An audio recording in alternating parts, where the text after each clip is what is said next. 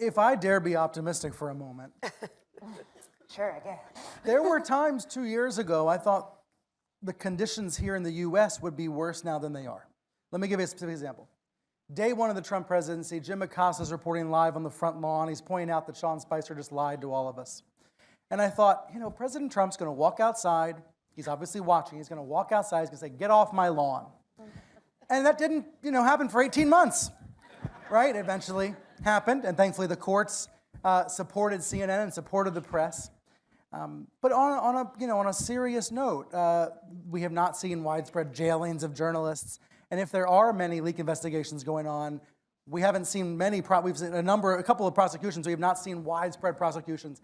Am I being too optimistic though, Marcela? Am I being too optimistic, Karen? I was going to say not yet, and let me be the pessimist here. Okay, but great. I actually think that it could get worse, and the reason why is because the news promises to get worse for Trump. It's coming, or at least we hope it's coming, right? The Mueller Report. Well, you hope what's coming? That we're going to get the Mueller Report that is totally going to get leaked, right? And that there's going to be some damning information about his criminal activities, potentially, right? What's going to happen then? How is he going to react? He's totally going to increase or, ramp up his attacks, I think. Maybe I'm being too pessimistic, and maybe he's not going to,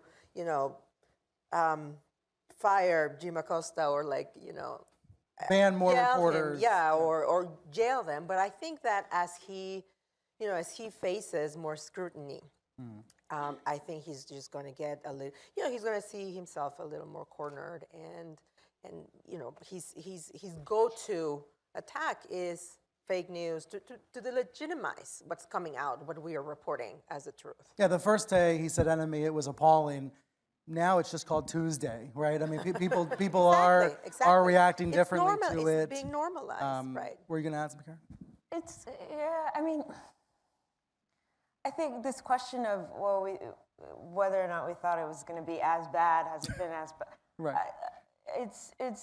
I think for those of us who are members of the press, who are also a part of the identities that Trump has gone after. So whether you are a female journalist, whether you're an immigrant or have an immigrant background as a journalist, I used to joke at the beginning. I'm like, at the beginning of the Trump administration, I'm like, I guess we're not in bread lines. But then we saw the government shut down when people were literally, lining up for food. And so I think to a certain extent, I don't. As much as, yes, it's important that we're protected, I think it is also important that we as institutions remain sensitive and vigilant. This whole idea of gaining the trust of the people who are finding themselves at the receiving end of a lot of the Trump administration's harmful policies, the LGBT community, the transgender community, those who have been impacted by the Muslim ban. We have short-term memories. Yeah. We forgot all about that, and there are still people feeling the impact of that. Right. That began 2 years ago. Exactly. And the undocumented immigrants, and not just what happened at the border, by the way. It's TPS, it's DACA, it's public charge. All these policies that really, really, very quietly are impacting the lives of thousands and thousands of people. Yeah, absolutely. And for us to be able to address that correctly, I think I tweeted at the time when the new Congress came, and that this Congress is more women, more black, more brown, but are our newsrooms reflecting that same reality? Right. So I think part of how we move forward and how we gain the trust of what America is beginning to look like is making the necessary adjustments in our staffing, in our editors, in our coverage to reflect that. So I think as I try to be a little level that we're not perfect. We still have the media industry, we still have to learn from a lot of mistakes. And I hope we're doing that. There's plenty of things that I don't think we're quite there yet.